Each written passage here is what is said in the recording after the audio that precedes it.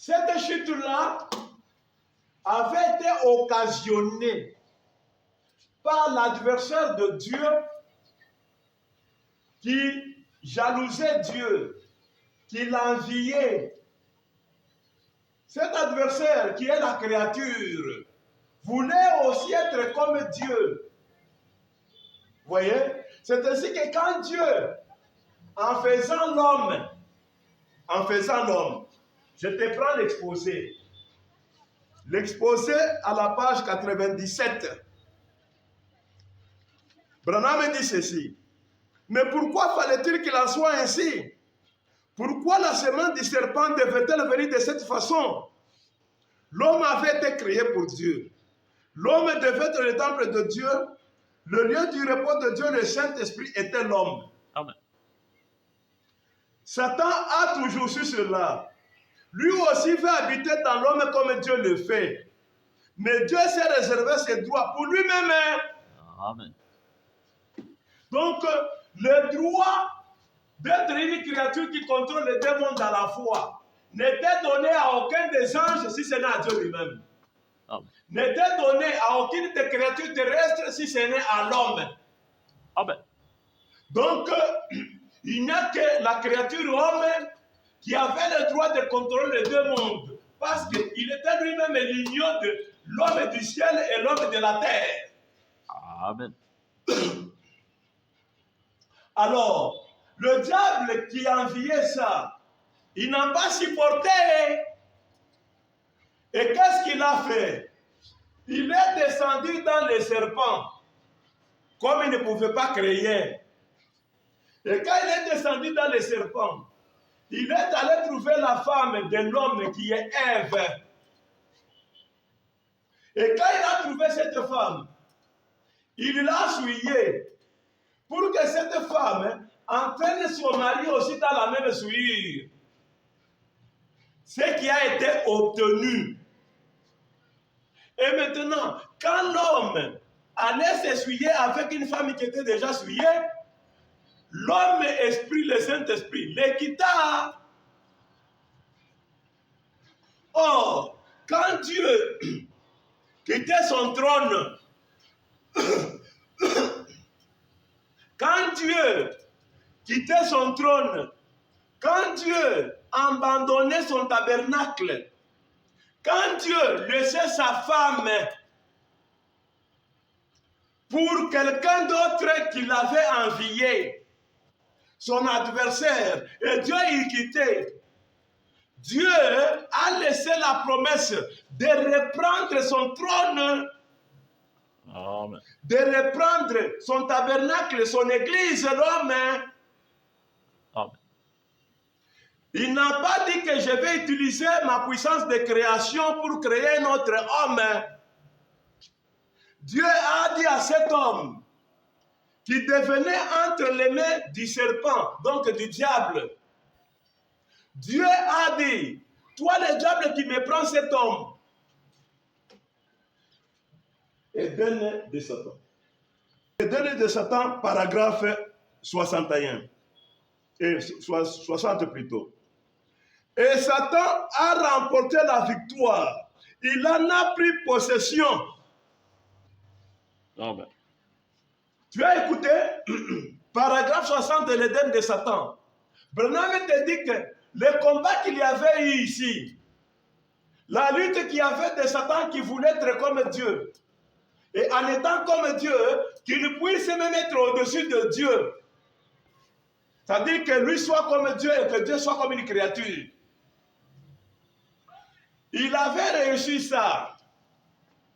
Il avait remporté la victoire en prenant le trône de Dieu, son élévation. Mais Dieu, en s'en allant, il n'a pas dit de laisser ce trône-là éternellement entre les mains de Satan. Amen.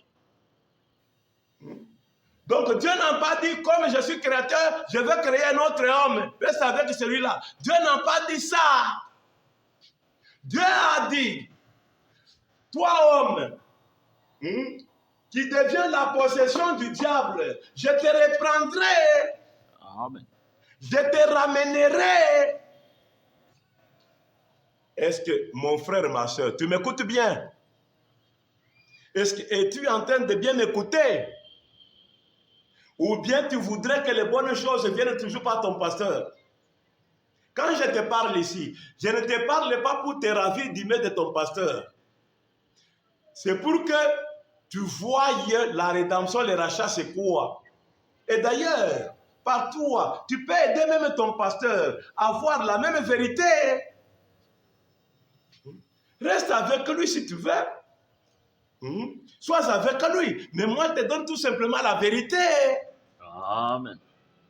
Qui peut t'aider dans ta vie individuelle parce que le salut est individuel. C'est ça. Donc, pour que tu voyes ce qui doit être ici au temps de la fin, c'est quoi? Il faut que tu aies l'idée de ce qui a été au début. Amen. Donc, par le combat de Satan contre Dieu, par le fait que Satan voulait être comme Dieu et monter même au-dessus de Dieu, il est parvenu à ravir le trône de Dieu qui est l'homme et à en prendre possession. Et Dieu n'a pas supporté ça. Il a dit, je te le reprendrai, cet homme-là sera à nouveau à moi. Amen.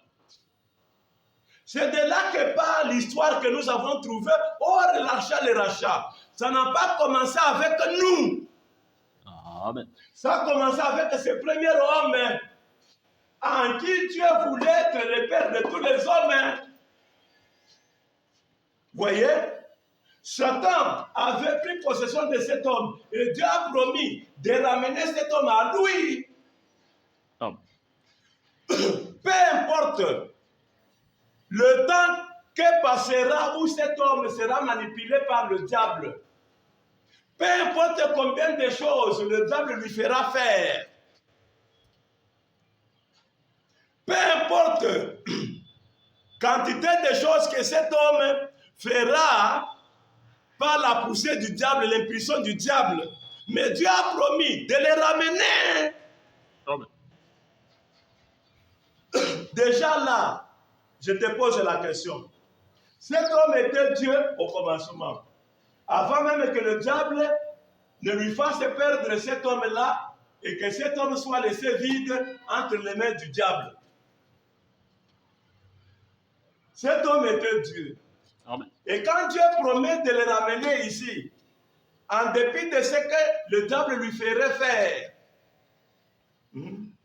si le diable peut lui faire faire certaines choses vilaines, Dieu voyait déjà ça, mais sa promesse était déjà là.